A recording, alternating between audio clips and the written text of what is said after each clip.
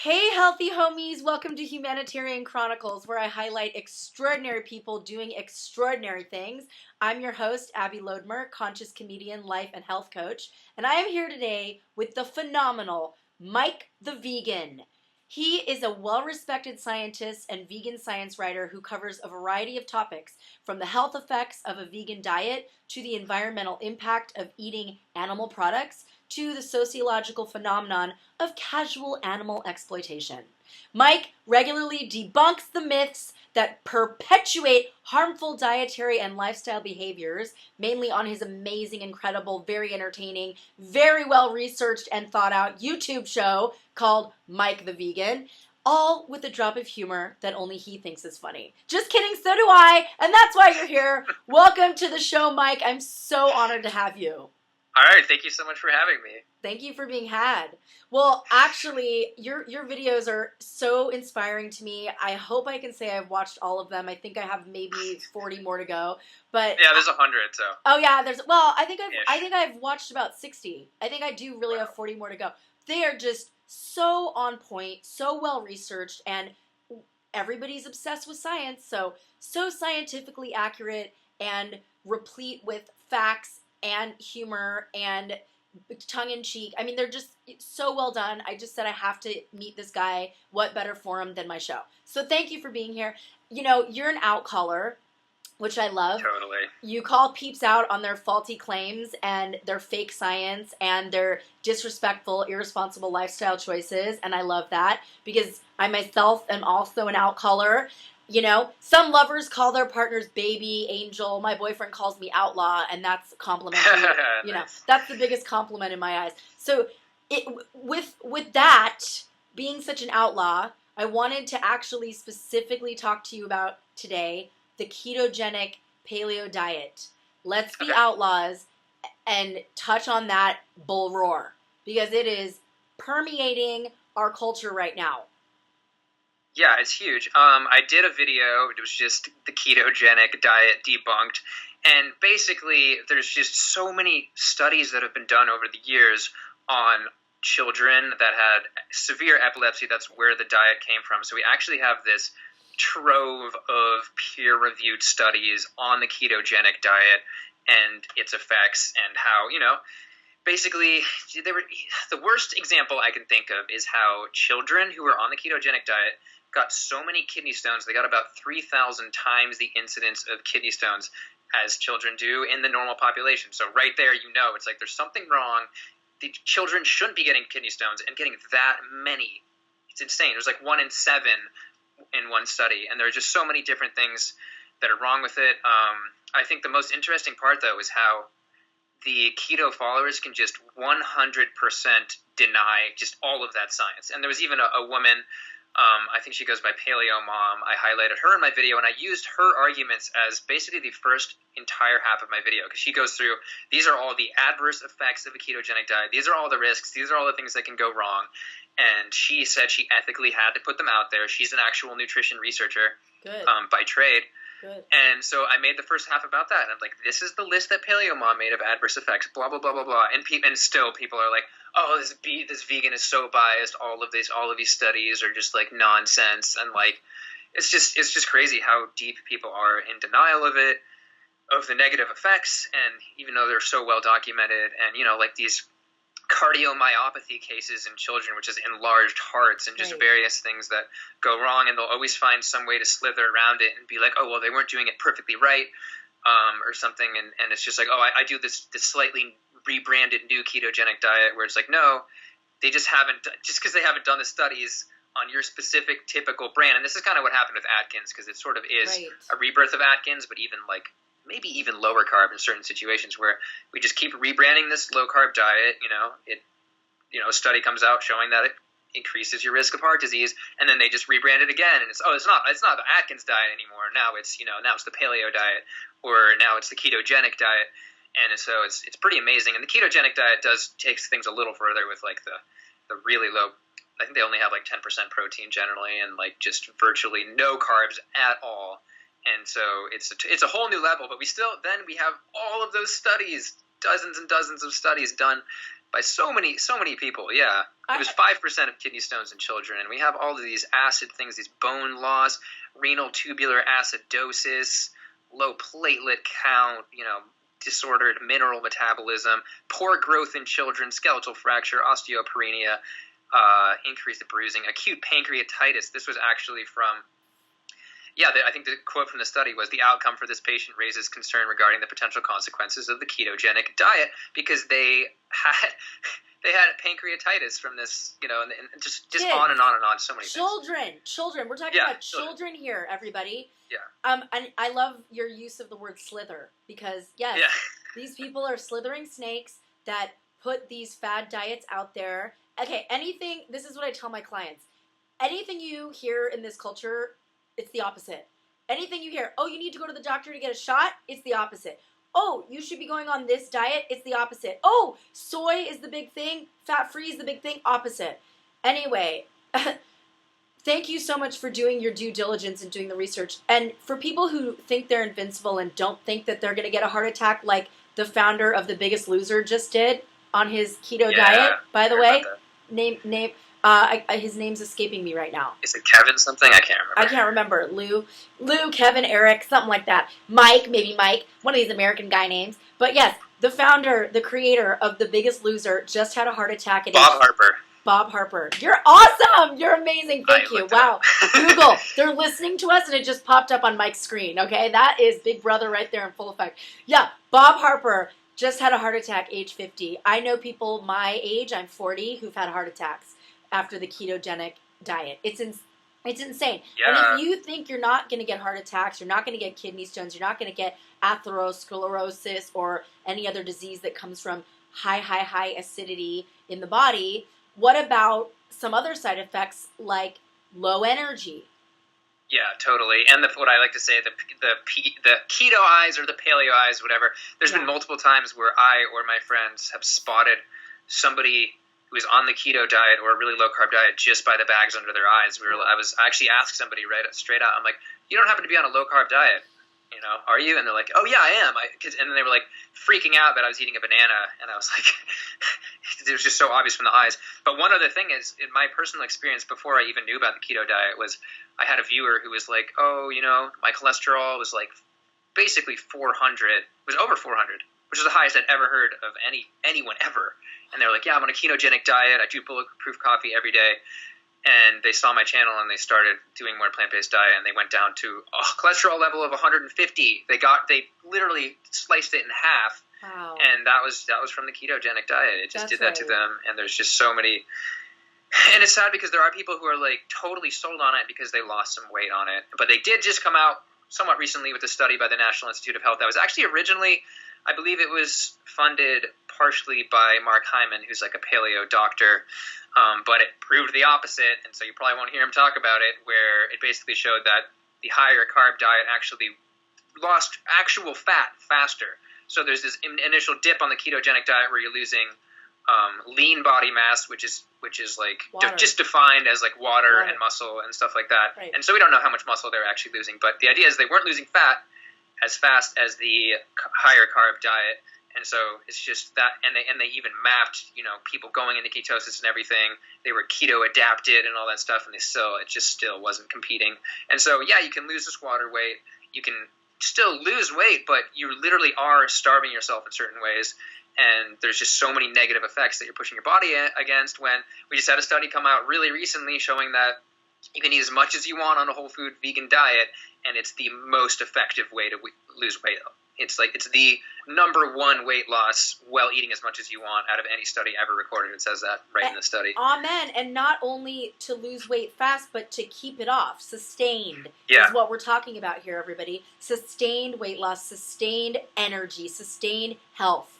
With the ketogenic diet, and I love that you just brought that up, you lose energy. You do not have a vibrant life force because it takes a lot of energy to digest fat and protein constantly. Your immune system is constantly taxed. Your energy is constantly going to digestion instead of happiness and life. More depression, more heart attacks, more strokes, and lethargy. I mean, that's the thing. Again, for people who don't think that they're going to be the ones to get one of these serious diseases. What about the everyday disease of just not being vibrant? That is like my biggest fear, that I won't have enough energy to do these interviews or to do my 10 different jobs or study what I need to study to become a better health educator. Like, but so yes, the lack of energy. And then why do the bags form under the eyes on a ketogenic diet? I've noticed I was trying to find an answer on this, but there just aren't studies on it, which is why I kind of do still view it as an anecdote. But there are tons of, in my video I flashed, I think 4 or 5 blog posts about why are my eyes why am I getting raccoon eyes under, X amount of grams of carbs a day. And there's certain things, whether it's nutrient related, which I don't necessarily think it is, but who knows? We just don't have the studies on that yet. It's impossible to know. But another thing I found interesting was, I think I might have made a comment on, maybe it was just in the comments under my video, about how no athletes are setting records on a ketogenic diet, and how I thought that would be proof enough that it isn't like the natural state of the human body, which is a common claim. And people were like, oh no, all these athletes are on it. There's like a UFC fighter that does a ketogenic diet. She's a champion. And like Kobe Bryant's on the ketogenic diet. And you look it up and it's like, no, they use the ketogenic diet to starve themselves and lose some weight. And then they go off it so that they can actually perform athletically. It's like, if you have to go off your diet to perform athletically, then it's not the right diet. Oh my gosh. Yeah. I love that you just mentioned that, because I've heard that so many times. That's one of the main arguments that people use. Oh, look at all these guys on the commercials, these athletes that are promoting the keto bar, the paleo bar, like all these athletes. Well, actually, what is the difference between ketogenic and paleo? Keto is even lower carb. Yeah. The idea is that you do go into the state of ketosis and stay there. What is that? I think ketosis is essentially where your body starts using ketones instead of glucose, and your brain can't run entirely off ketones, so you still have to have some, and you will have some glucose in there, just no matter what you eat, unless you're eating straight oil and stuff like that. But basically, your body's, and they're acidic, so your body starts running off these ketone bodies. And there's some, this is something that naturally happens when you're doing long distance running and stuff.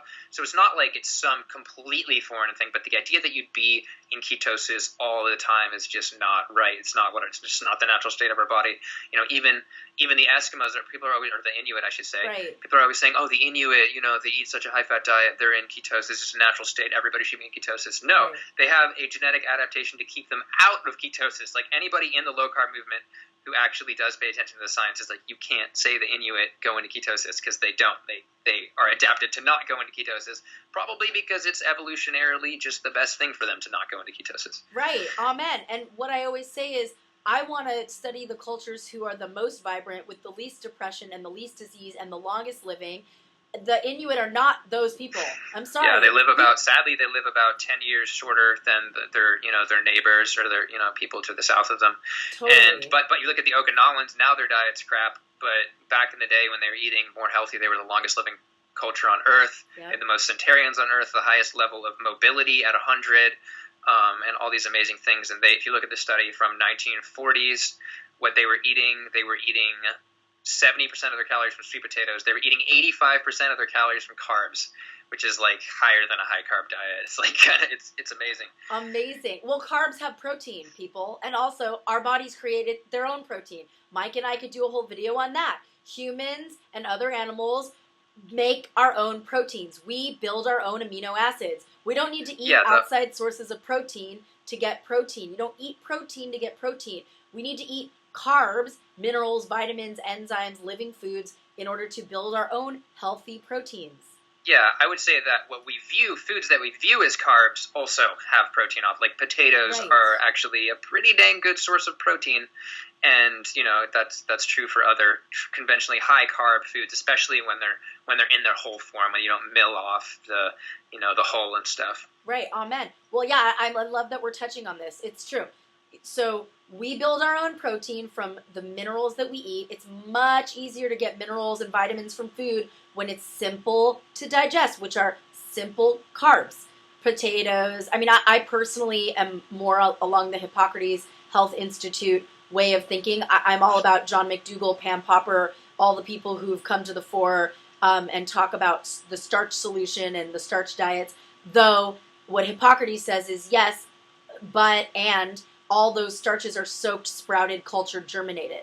And that's what the ancients were eating too, that I've studied. They were eating mostly starch, mostly carbs. The barley men, the strongest men in the world, the gladiators were the barley men.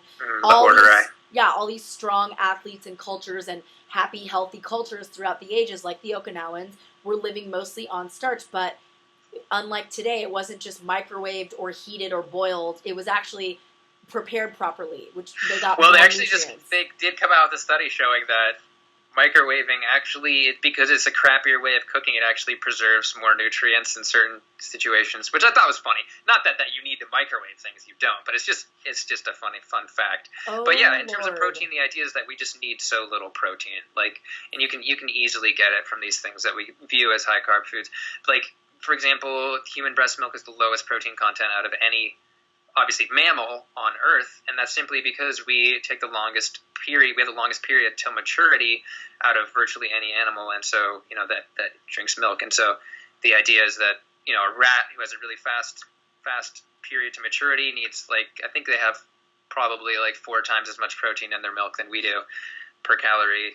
And so it's just how fast you're growing. That's what protein's for, and we're growing so slowly that we need virtually none. So we have super low protein milk. Shows that we don't need protein. Human milk. On that note, cow milk has way more protein, which is very dangerous for humans to consume, people. Okay? Other mammals have different amounts, just like Mike just said about rats, of protein in their baby milk from their own mams. Cows have a ton more protein than we do. It is not for us. It will make us very, very sick. The cultures who eat the most protein are the sickest, die the youngest, and live with the most depression. So everybody, you need to peep out some science, just like Mike the vegan. Go to his website, go to his YouTube videos. There's so much science cited. You can find it yourself. It's totally accessible. It's out there. Dr. Pam Popper has a wealth of scientific information on her wellness forum websites. There's so much science out there. So, to talk about some more science of the BS that is ketogenics and paleo. So the ketogenic diet, from my understanding, not only are there less carbs, but there's more fat than the paleo diet. The paleo diet is more protein, and the ketogenic diet is more fat. Is that correct? They're both still really high fat, but the keto diet is even lower protein. And it's just a matter of getting just eating all of those foods, those atherogenic foods that people love to eat. The oils, the meats, the not in the case of paleo because they don't eat dairy, but keto people can still eat their butter. They have their bulletproof coffee, which is coffee with a shot of some butter in it. Disgusting. It's such a crock, you guys. Yeah. I love these studies. Since you brought up bulletproof, I've read excerpts from his book. I love these studies that show, but look at what happens when you combine caffeine and fat. It's a brain tonic. How come no one's studying the science about wheatgrass? Because wheatgrass does way more than fat and caffeine for the brain. And it doesn't have the deleterious effects. So it's like... There are some studies out there on wheatgrass. Well, there's a ton of studies out there on wheatgrass and chlorella and blue-green algae. E3 Live has scientific studies about their products. There's so much science out there about broccoli doing the same thing in concentrated doses to the brain that fat and caffeine does. It actually elevates brain function. It helps people focus better. There's just so many studies out there about really healthy things, but who wants to give up their lattes and their cappuccinos? It's so much more convenient to believe these myths. And by the way, and I know that you've talked about this, or someone has, I think it was you on a video, and I've read this too. These studies are not long-term studies, because if you study the effect of caffeine and butter on the brain for long-term, it will show a lot of damage. But the short-term, it gets the receptors going because it's a drug. Caffeine's a drug. It would have the same reading if you snorted cocaine.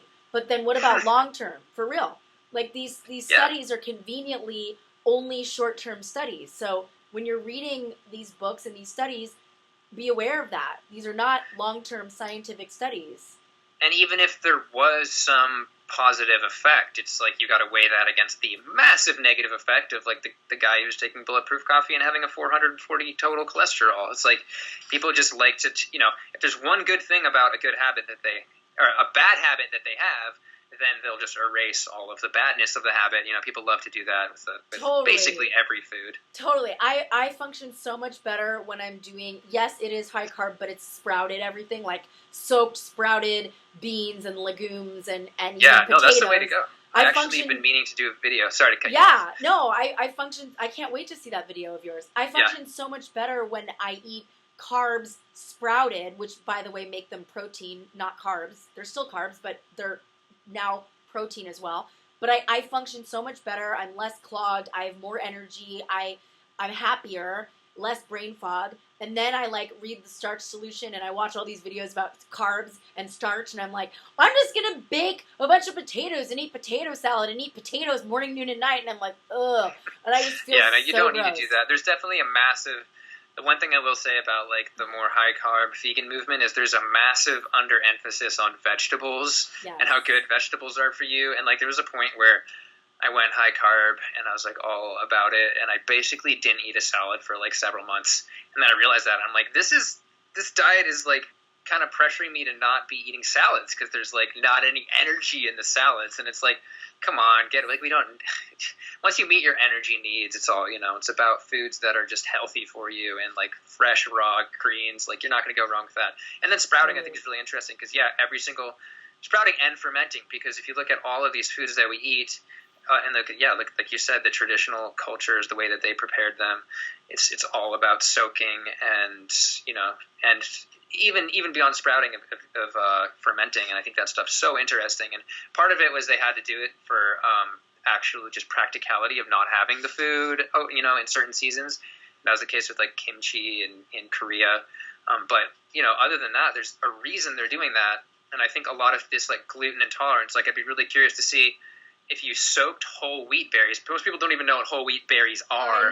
I know. It's just the whole wheat grain soaked. If you did that and then you made a soup out of that, it was soaked overnight, I'd be really curious to see if anybody had any negative effects at all. Anybody who thinks they're gluten intolerant, I highly doubt it. Totally. And try some wheatgrass, people, which is even beyond the sprouted wheat berry, is the grass that grows out of it. Eat the grass, even healthier. Every animal subsists on it. Look at the ox. Want to be strong as an ox? Eat what the ox eats. Grass! Okay. We're not exactly ruminants, but wheatgrass is good for you. Well, I have seen studies on the benefits. Wheatgrass juice. We don't have 8 stomachs. Wheatgrass juice. I back wheatgrass juice. Well, actually, I wanted to focus on a few things that you mentioned before. You said there's a lot of assumptions, fake claims. I want to say Dr. David Perlmutter out there that we as humanoids, and Neanderthals, humanoids, humans, used to live for 2 million years in a constant state of ketosis. And you said that's not true. But Dr. David Perlmutter and other doctors who are on this bandwagon claim it is true. What have you found out about that? Well, like I said, the Inuits are a great example of why ketosis is not a natural state.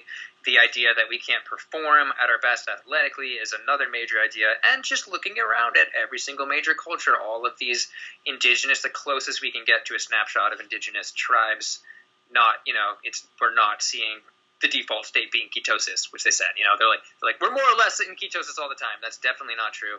And it's why do we even need to be in ketosis? It's just always somebody selling a book of why it needs to be this way, and it's no, it doesn't.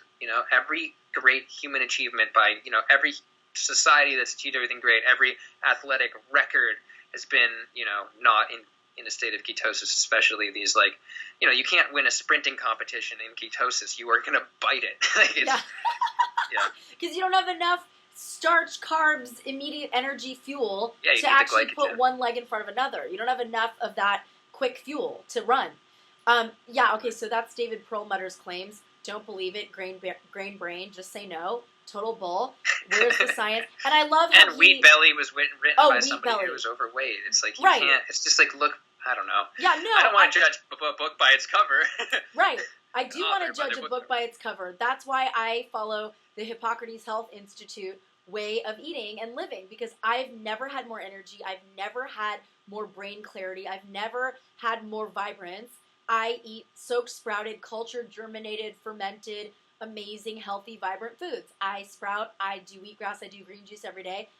yeah, email me if you want my diet plan. I'd be happy to send it to you. But yeah, it's like proof is in the pudding. That's how I want to live. That's how I want to thrive. These people that I look at, whose videos I watch, who are overweight, who have dark circles, who wear glasses, that's a sign of your organs shutting down because you're not getting enough nutrients. Hello, your eyes are organs. It's like, why am I going to listen to you, doctor? Facts, okay? I mean, maybe that damage was done before, they woke up, but... But no, I understand what you're saying. Like, why model your health off somebody that's not a model of health? Right, and what about That's my new slogan that I just made right now. I love that! Bumper sticker, honey. Copyright that. That's a long bumper sticker. Why model yourself off somebody that doesn't model health? Yeah, no, I love it. It's like, yes, judge a book by its cover. Is your hero a big fat roly-poly who claims, eat salmon? Okay, I'm not going to name the doctor, but there is a doctor out there who's written many a book, who is located in the desert of America, who talks about eating fish, pure poison, and salmon, and he is fat and unhealthy looking. Okay, sorry. Why am I going to listen to him? I'm not. All right, what about Atkins? How did he die? Atkins, it's like I haven't even covered that in so long because it's like I feel like so many people are just like they're beyond it, but there are still people that do it, and it really is the same situation. Atherogenic foods that you're telling yourself are good for you. The word is that. What about him personally? Yeah, I was about to say the word is that he died of a heart attack. That's right. Apparently, it's not officially released. We don't really know, but the idea and like he was really overweight, but the idea is maybe he was overweight because he was in a coma or something, and so they're kind of like. So should I say? What did I say? Slithering around it. I can't remember. They're kind of. It's a slithering around the answer. Okay, guys. So everybody, let's wake up. Let's open our non-bagged eyes, and if you do have bags, still open them because you can heal your bags. But the beautiful thing that Mike does talk about on his videos, especially I loved it in the keto video, ketogenic diet debunking video, when you were talking about the kids getting these painful, horrific, acidic conditions, including kidney stones, and the enlarged hearts and heart attacks. Kids getting heart attacks, heart conditions, etc. That when they went off of the diet, they healed. So that is instantly. Beautiful. Yeah, like and your viewer too that went off of the keto diet when he started listening to your logic and truth. Thank you for spreading it. Went off of the keto diet, lowered his level, his numbers from 400 cholesterol to 150, felt better, gained more vibrance, happy, healthy, amen. And here's the most ironic part of all, is he went down to a level of cholesterol that was considered ideal by Lauren Cordain, one of the founders of the Paleo diet. And so I have yet to see people be able to long term, basically getting down to that level of LDL cholesterol, especially. I haven't really seen happen regularly unless you are, you have a genetic predisposition to low cholesterol or you're on a vegan diet. Vegans average, I've mentioned studies many times, there's several ones that show that vegans average right in there at the ideal levels of LDL cholesterol, where atherosclerosis doesn't progress generally, at least in the studies. And so it's pretty amazing. It's like the ironic part. By not following the people's advice, you reach the goals that they claim.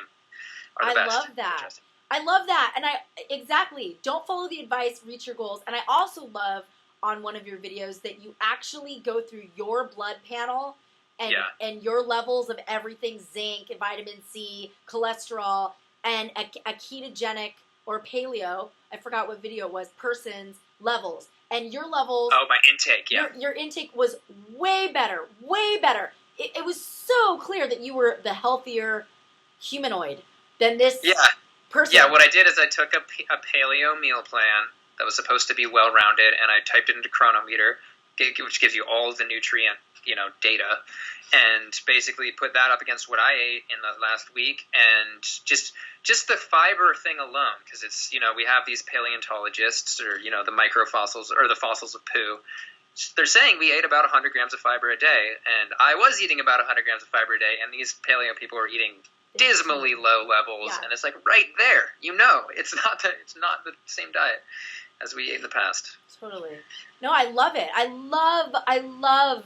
I mean, you're so brilliant. I love how you break everything down and show everything in such a logical, sensical way. It's so hard not to be compelled by what you're saying.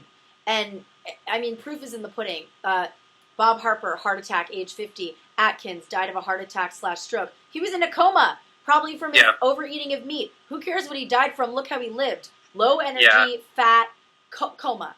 And not to mention that most choking deaths, or even just choking incidents, people choke on meat.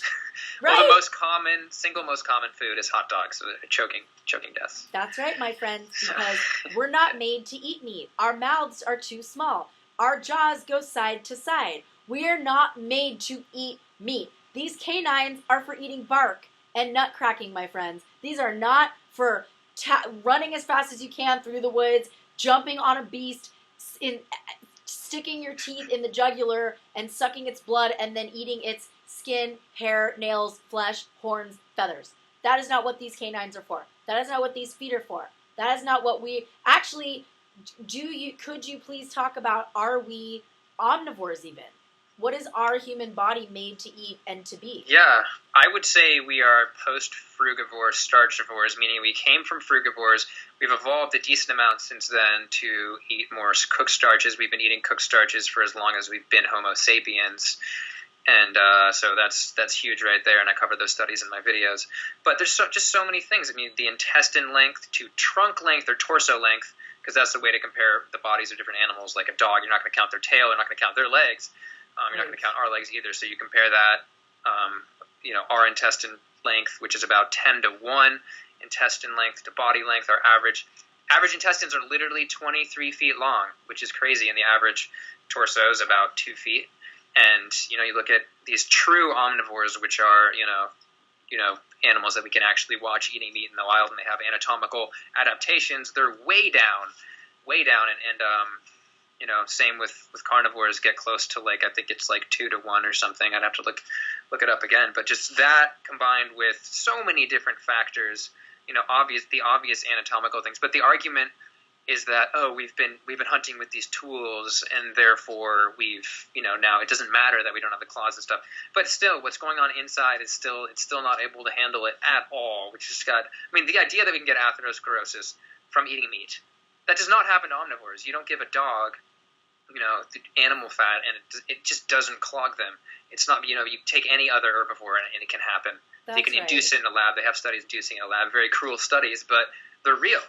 And, it clogs every part of our body. That's why virtually all children by the age of 6, from that study, I think it was the origins of atherosclerosis, have atherosclerosis. They have fatty streaks in their aorta, which is the main artery going down their body. And so, we just have all these results from it, and there's just so many reasons. And I have those all laid out in a 2-part video series of every single part of our body, even everything down to our tongue. So we can't taste protein. But we can taste sugar, and we can taste all these other things, and salt, and that's why we put salt in meat, and we put plants on meat, and it's just even the idea, people just trick themselves. They're like, well, we're designed to eat meat because we can digest it. And it's like, no, it's meat has proteins in it, which we can technically digest because we're used to eating protein-rich food, like plant foods. But that doesn't mean it's not going to have a negative effect. This was a big recent argument, speaking of debunking, between roaming millennial and vegan gains. I thought that was very interesting. She just claiming over and over again that we're omnivores with absolutely no evidence. And it's just so interesting, between our tooth structure, everything. Even omnivores have shears for molars. They have these molars that go side to side, like if you're like tin snips, basically, and they can crack bone. We just can't do that, and we can't digest the bone in any reasonable quantity. There's just so many reasons. There's every reason. Every time you look at any part of the body, it's just not made for it, and it's pretty crazy. So it's hard to convince somebody that actually believes that these canines, which are super flat. I just saw a video of a guy trying to eat a rabbit, like a dead rabbit on the side of the road with his mouth, and it was disgusting, and it was a joke. It was just like trying to rip this fur off, and it was just it was bad. But the idea is we're just so not meant to do it, and it doesn't even matter what our external features are. It doesn't matter what technological adaptations we've had. It doesn't matter how much we cook the meat. It still has exorbitant amounts of saturated fat and cholesterol and various, it just doesn't do us good. It's got the endotoxins from the bacteria we're not used to. We can't handle these these, the E. coli content of all these things, and it's just there's a million reasons. I mean, I could go on forever about this. Which I love, and thank God you have a channel, because I love that you go on forever. Your videos are absolutely incredible. They're so inspiring and so educational.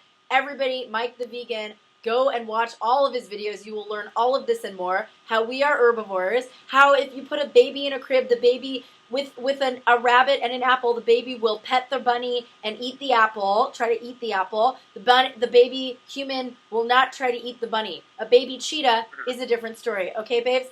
We are herbivores. We are not omnivores. We are not carnivores.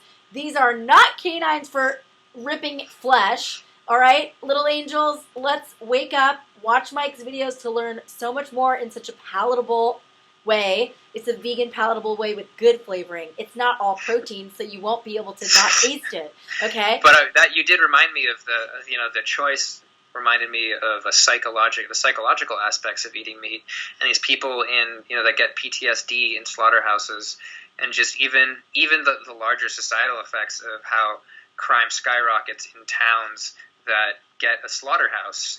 It's just all these things, and it just in and day out. Can you imagine? I saw a video, and sorry, this is describing graphic things. I'll try and keep it as ungraphic as possible. Go for it. But mentioning that eggs, animals do die in the egg industry, and all the male chicks, and it's just people literally shoveling male chicks into like a boiling vat of water, and then shoveling them once they die into a giant pile, and it's like, that has psychological effects on people, like these things, and it's all this, just cutting the same leg over and over again. It's like, if you're a real omnivore, you have no problem with that. That's a picnic, A bear is gonna love to just chew into that flesh and bone and meat. And like growing up, I was absolutely disgusted. I remember eating at Hardee's, which is like the Midwest version of Carl's Jr. Ugh.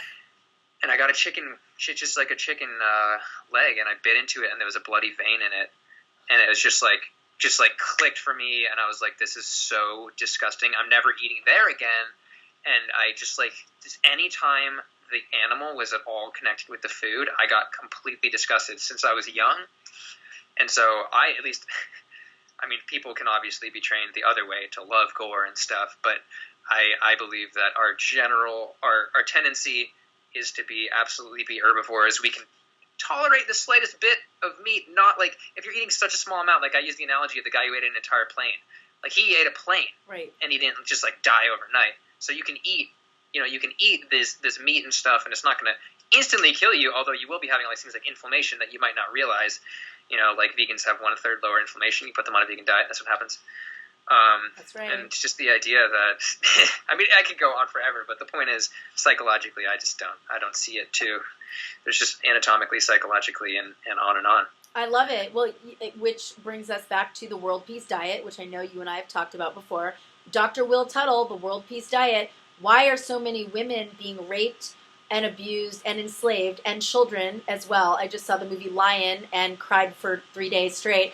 Yes, why are kids being abused, neglected, raped, and women and children mostly in our world? Because we're doing it to animals. We are what we eat. We become what we eat. Period. End of story. It seeps into our DNA. It seeps into our consciousness. It builds our cells. It builds our body, our flesh, our minds, and our psyches and our emotions.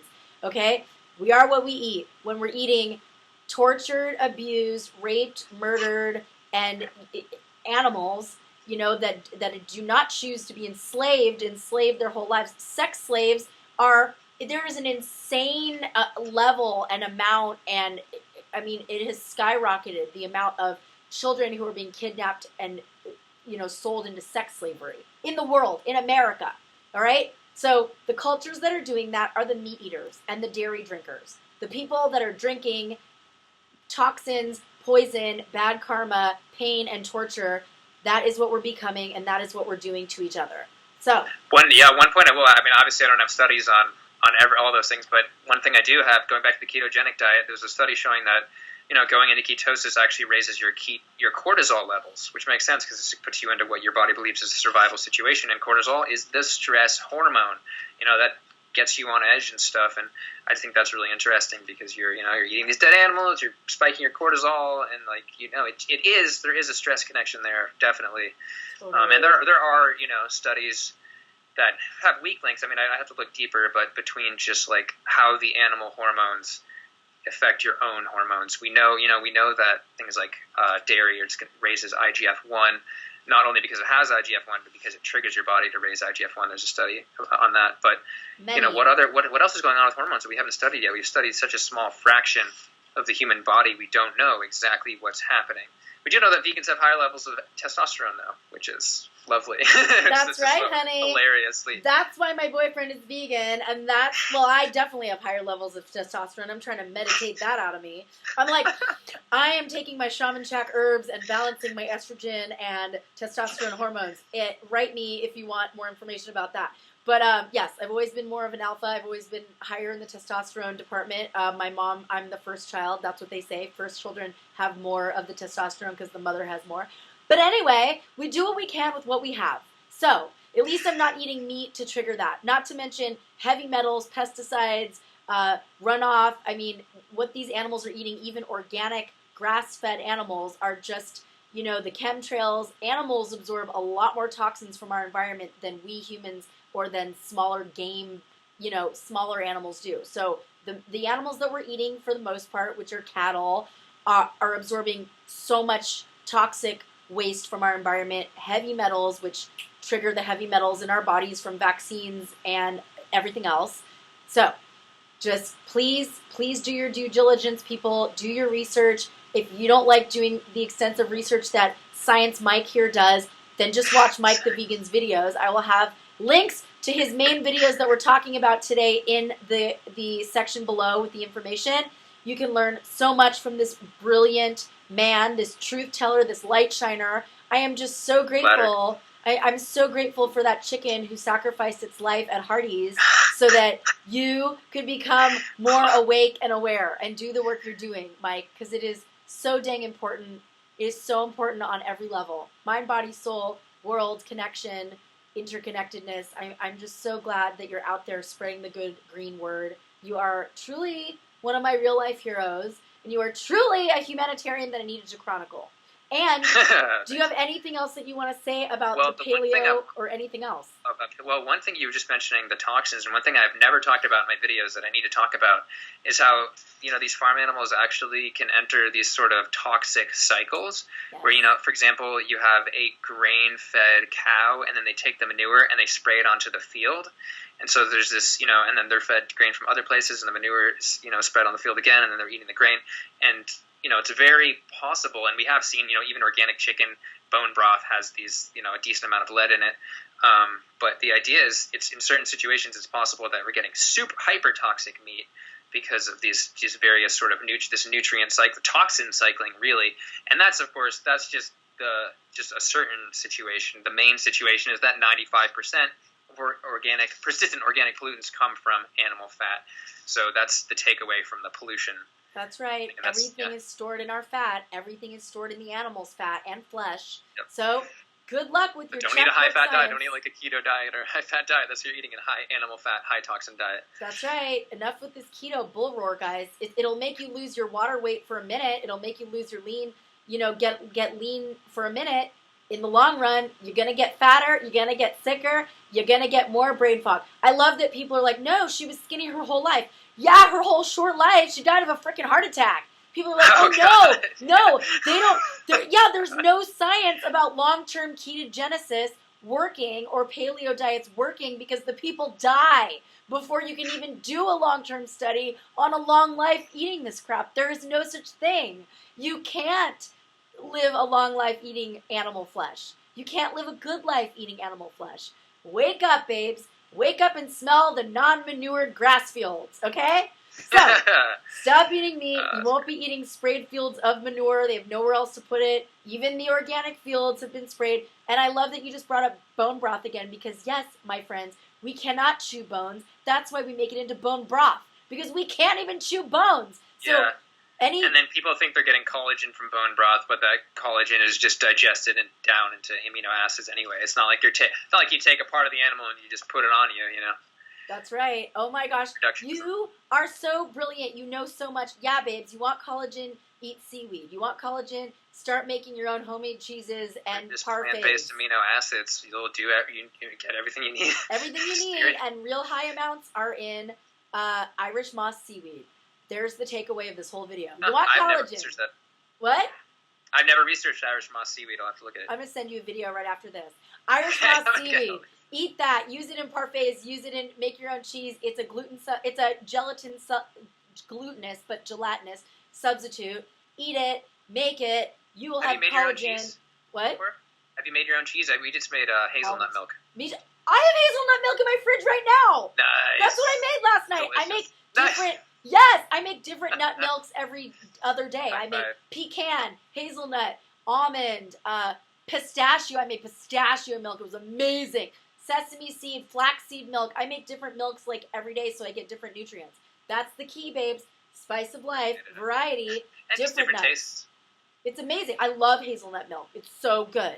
Hazelnut, pecan, almond. You made hemp milk before? All the time. It's a little. I don't really like the taste of hemp milk. My boyfriend does, and it's the easiest milk to make. Bitterness. It's a little bit bitter, a little bit. You never know if nutty. they've gone rancid too. You never know if these hemp nuts you're buying are rancid because they're so fatty. That's right. That's right. Yeah, that's right. A lot of people actually have really bad reactions to hemp. So when you get your sprouted vegan protein powder, my friends, the hemp protein. Just beware. Just beware. See how you feel on it. Smell and taste it if it's super bitter. Like flax too. Like you have to keep it refrigerated, especially if you grind it. And if you taste it and it's really bitter, don't eat it. That's right. Well, brother, you've got more videos to make, honey. I do have a lot of videos to make. You got so many. Way more videos to make, babe. How your body transforms on a vegan diet part 2 is what I'm about to make. Oh, honey, yay! I can't that's wait. My most viewed video. I can't wait. I cannot wait to watch it. I love your videos. I just adore you. You are the most beautiful soul. Mike actually got me this mic for my show. Thank you, Vegan Mike. Mike the Vegan, you are incredible. I so appreciate you. He is a huge-hearted, down-to-earth, salt of the earth, amazing, on-point, science-studying, reality-based, truth-telling, amazing human on this planet. You're really an angel. Thank you for coming down to flap your wings around here and help us. Well, I appreciate your armada of compliments. No, you're really amazing. I can't thank you enough. Do you have any last words for our viewers today to be inspired to join us in this crusade to help our planet, our bodies, the earth, the animals? I would just say do the research. Have fun doing the research too.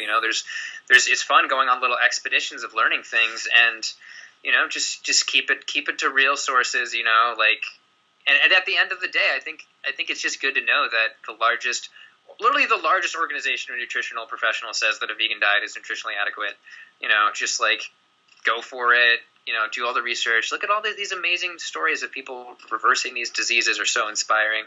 And I could just read those forever. These forks over knives before and afters and stuff, and just all these diseases, like your family disease that you might be afraid of getting is probably related to diet, and it's worth looking into this stuff and just having a good time with it, making it a social experience, get it going, meeting up with people, and just eating good food, making good food, learning how to cook more. I say just go for it.